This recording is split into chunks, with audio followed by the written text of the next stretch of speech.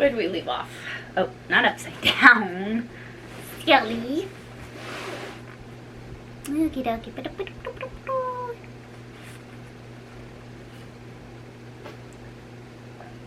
Excuse me. Sorry.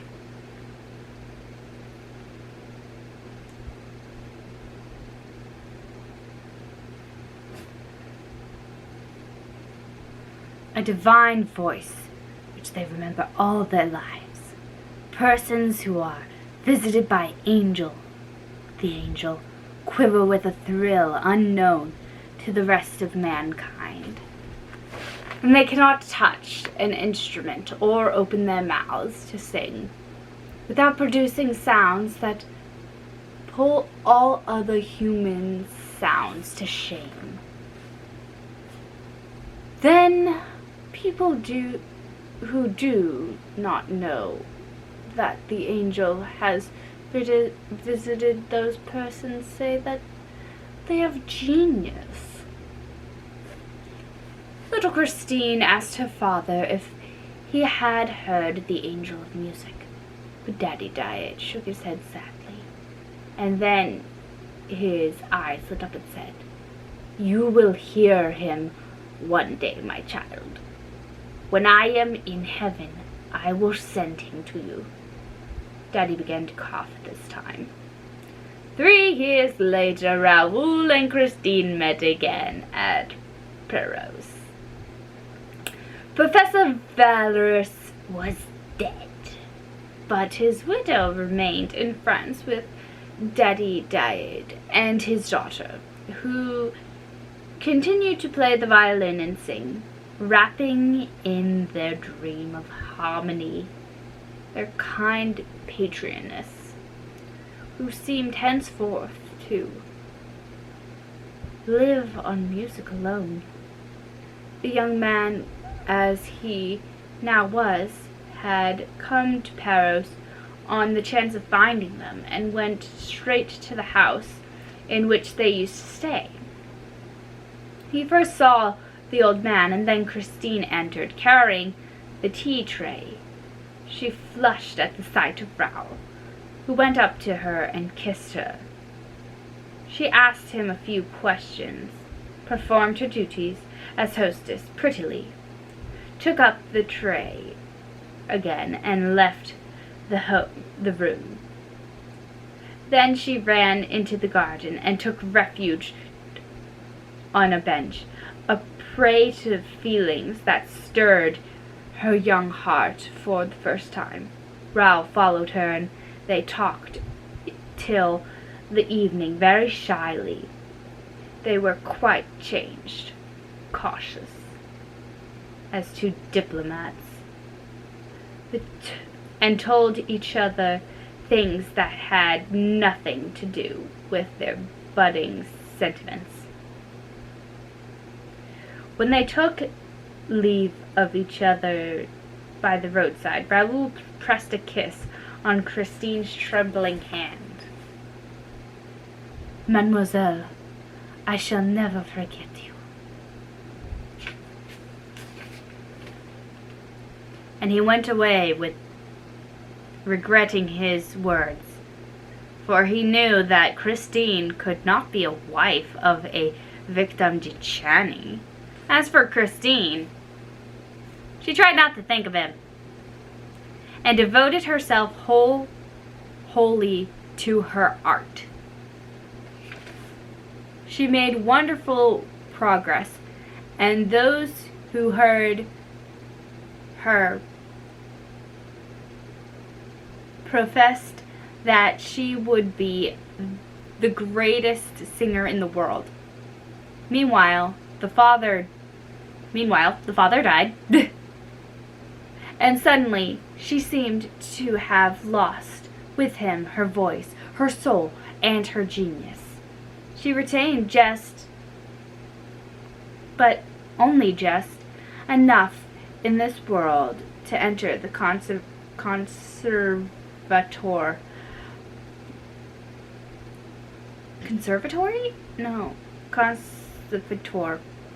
where she did not distinguish herself at all, attending the classes without enthusiasm, and taking a prize only to please old Mamma Valeris, with whom she continued to live. The first time that Raoul saw Christine at the opera, he was charmed by the girl's beauty and by the sweet images of the past which it evoked, but was rather surprised at the negative side of her art. He returned to listen to her. He followed her in the wings. He waited for her behind a Jacob's ladder. He tried to attract her attention more than once. He walked after her to the door of her box, but she did not see him. She seemed, for that matter, to see nobody. She was all indifference. Raoul suffered, for she was very beautiful, and she was shy and dared not to confess his. And he was shy and dared not to confess his love, even to himself. And then came the lightning flash of the gala performance. The heavens tore asunder, and an angel's voice upon earth for the delight of mankind, and the other capture of his heart. And then there was that man's voice behind the door. "You must love me!" And no one in the room. Why did she laugh when he reminded her of the incident of the scarf? Why did she not recognize him? And why had she written to him? Paris was reached at last. Raoul walked into the smoky sitting room of the setting sun, and at once saw Christine standing before him, smiling and showing no astonishment. "So you have come," she said. I felt that I should find you here. When I came back from Mass, someone told me so at the church. I felt that I should find you here. When I came back from Mass, someone told me so at the church." "Who?" asked Raoul, taking her little hand in his. "Why, my poor father, who is dead." There was a silence, and then Raoul asked, "Did your father tell you that I love you, Christine? And that I cannot live without you?" Christine blushed to the eyes and turned away her head in a trembling voice and said, "Me? You are dreaming, my friend." And she burst out laughing to put herself in contrance. "Don't laugh, Christine. I am quite serious," Raoul answered, and she replied gravely, "I did not make you come to tell me such things as that." "You made me come, Christine?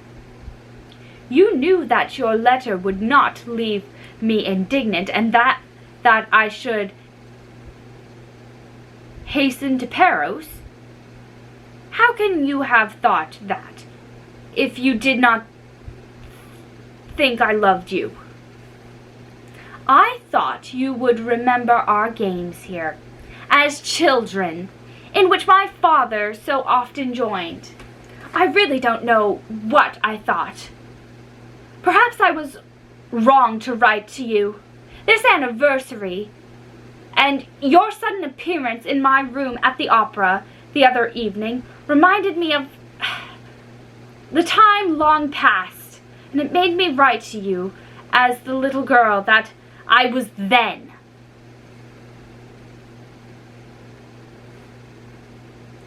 There was something in Christine's attitude that seemed to Raoul not natural. He did not feel any hostility in her. Far from it. The distressed affection shining in her eyes told him that. But why was this affection distressed? That was what he wished to know. And what was irritating him?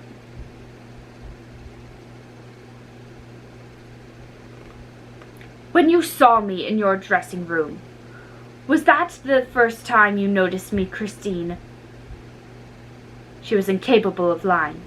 No, she said. I had seen you several times in your brother's box, and also on stage. I thought so, said Raoul, compressing his lips. But then, why? When you saw me in your room, at your feet, reminding you that I had rescued your scarf from the sea, why did you answer as though you did not know me? And also, why did you laugh? The tone of these questions was so rough that Christine stared at Raoul without replying. The young man himself was aghast at the sudden quarrel which he had dared to raise at the very moment when he had resolved to speak words of gentleness, love, and submission to Christine. A husband, a lover with all rights, would talk no differently to a wife, a mistress, who had offended him. But he had gone too far, and saw no other way out of this ridiculous proposition than to behave audaciously. You do not answer? You don't answer? He said angrily and unhappily. Well, I will answer for you. It was because there was someone in the room who was in your way. Christine. Oh. Well, I will answer for you. It was because there was someone in the room who was in your way, Christine. Someone that you did not wish to know that you could be interested in anyone else. If anyone was in my way, my friend, Christine broke in coldly, if anyone was in my way that evening, it was yourself, since I told you to leave the room.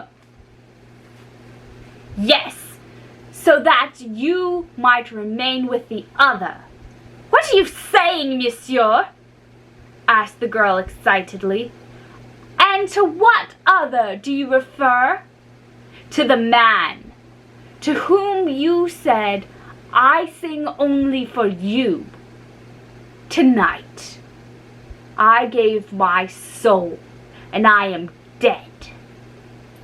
Christine seized Raoul's arm and clutched it with a strength which no one would have suspected in so frail a creature.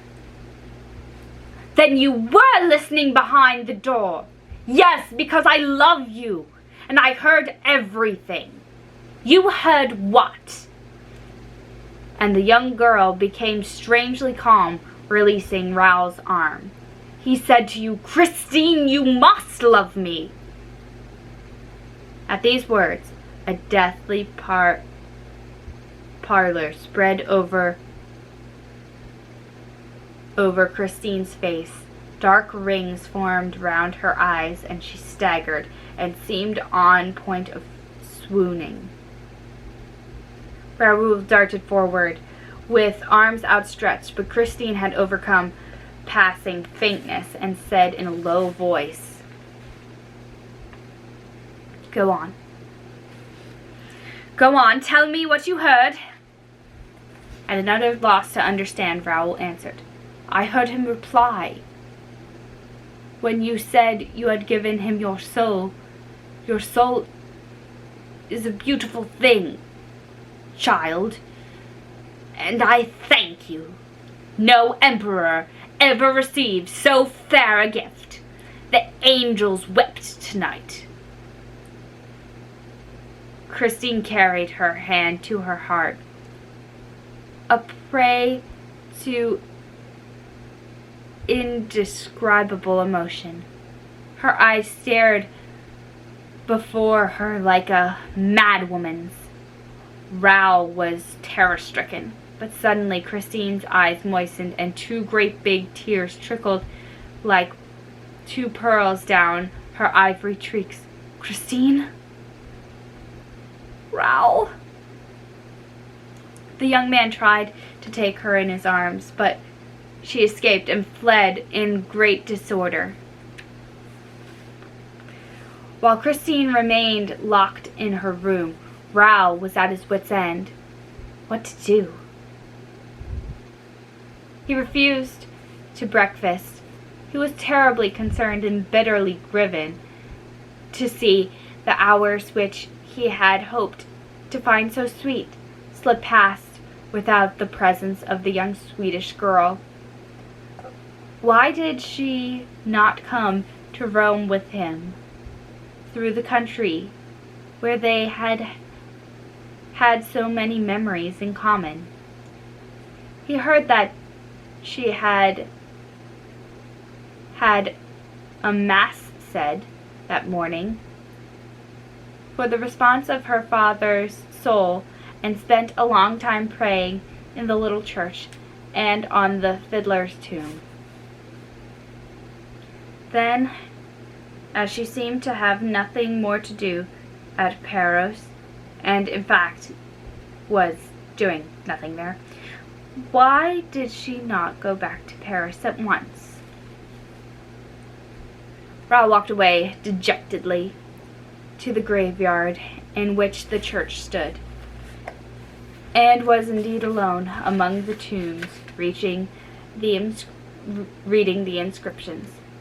But when he turned behind the apse, he was suddenly struck by a dazzling note of the flowers that straggled over the white ground.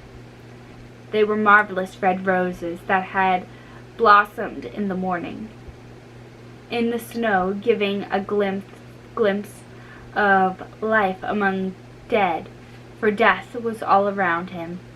It also, like the flowers, issued from the ground, which had flung back a number of its corpses. Skeletons and skulls by the hundreds were heaped against the wall of the church, held in position by a wire that left the whole gruesome stack visible. Dead men's bones, arranged in rows like bricks, to form the first course upon which the walls of the scarcity had been built.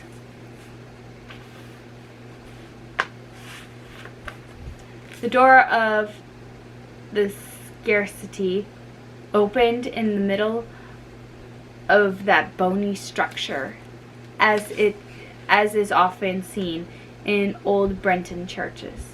Raoul said a prayer for Daae, and then, painfully impressed by all those eternal smiles on the mouths of skulls, he climbed the slope and sat down on the edge of the heath, overlooking the sea.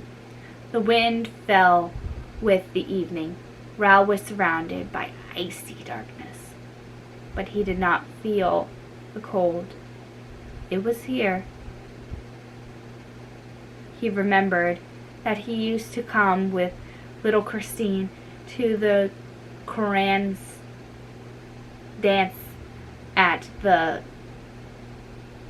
rising of the moon. He had never seen anything, though his eyes were good, whereas Christine, who was a little short-sighted, pretended that she had seen many. He smiled at the thought, and then suddenly gave a start. A voice behind him said, Do you think the Korans will be coming this evening?" It was Christine. He tried to speak. She put her gloved hand on his mouth. "Listen, Raoul. I have decided to tell you something serious, very serious. Do you remember the legend of the Angel of Music?" "I do indeed," he said. "I believe it was here that your father first told it to us." "And it was here that he said, 'When I am in heaven, my child, I will send him to you.' Well, Raoul, my father is in heaven, and I have been visited by the Angel of Music." "I have no doubt of it," replied the young man gravely, for it seemed to him that his friend, in obedience to a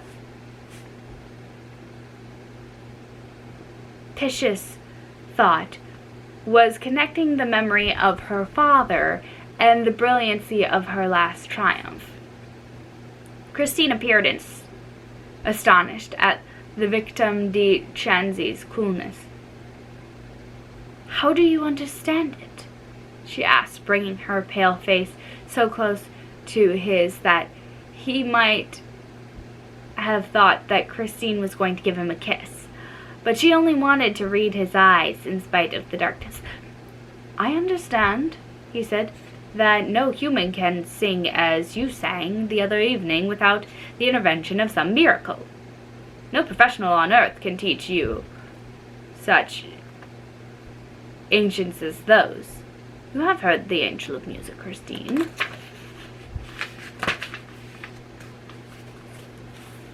"Yes," she said solemnly, "in my dressing room. That is where he comes to give me my lessons daily." "In your dressing room?" he echoed stupidly. "Yes, that is where I have heard him, and I have not been the only one to hear him." "Who else heard him, Christine?" "You, my friend." "I? I heard the Angel of Music?" "Yes, the other evening. It was he who was talking when you were listening behind the door." "It was he who said, 'You must love me.'" "But I then thought that I was the only one to hear his voice. Imagine my astonishment when you told me this morning that you could hear him too." Raoul burst out laughing. The first rays of the moon came, shrouded the two young people in their light. Christine turned to Raoul with a hostile air. Her eyes, usually so gentle, flashed with fire. "What are you laughing at?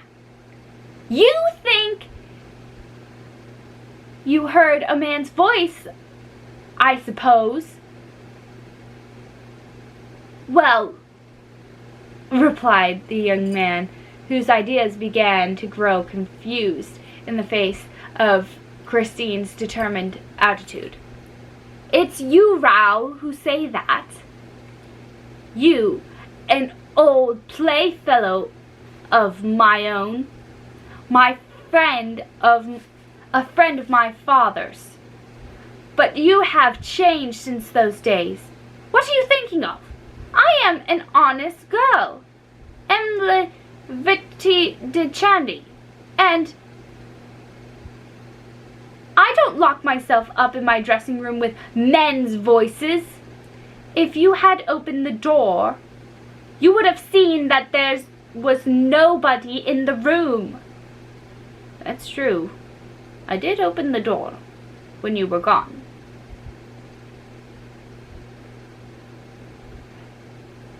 "And I found no one in the room. So you see. Well,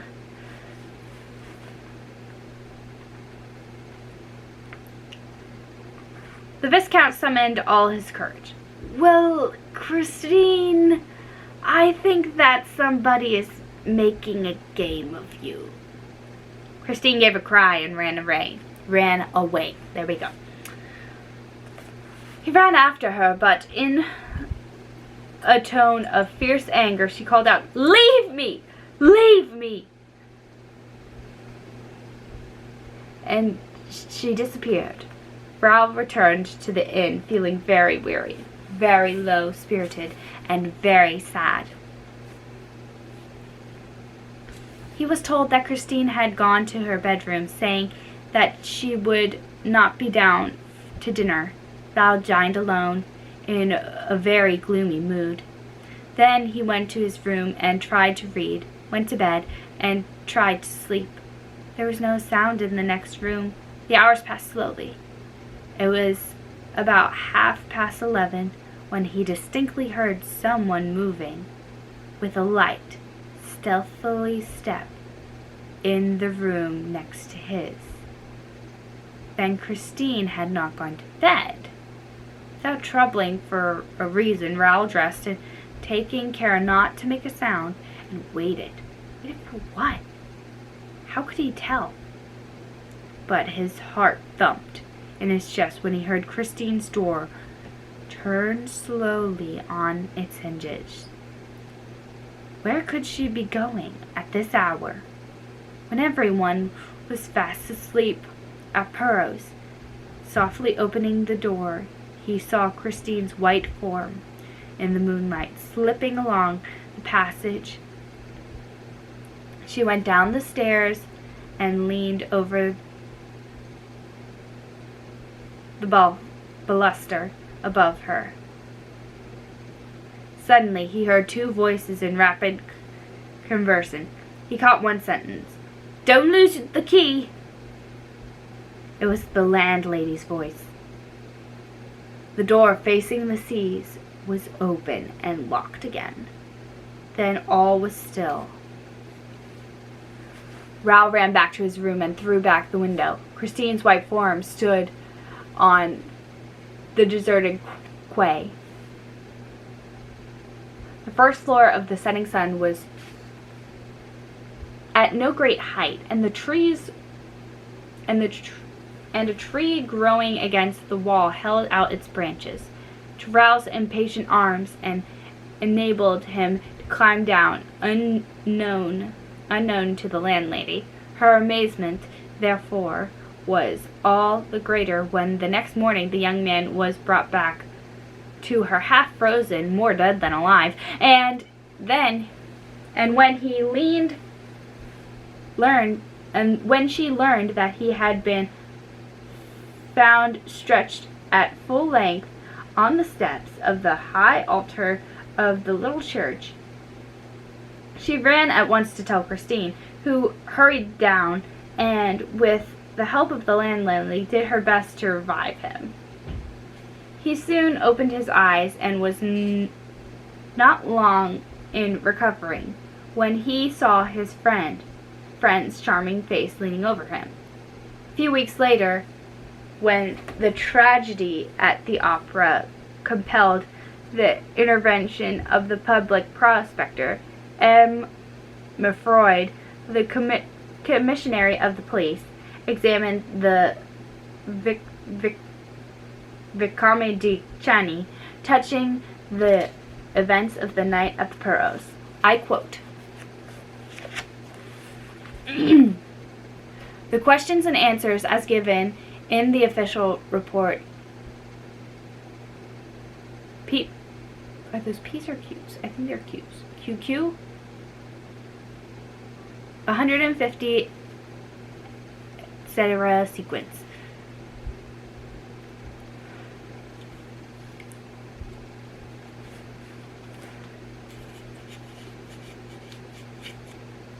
Demille did not see you come down from your room by the curious road which you selected? No, monsieur. No, although when walking behind her, I took no pains to deaden the sound of my footsteps. In fact, I was anxious that she should turn around and see me. I realized that I had no excuse for following her, and that this way of spying on her was unworthy of me. But she seemed not to hear me.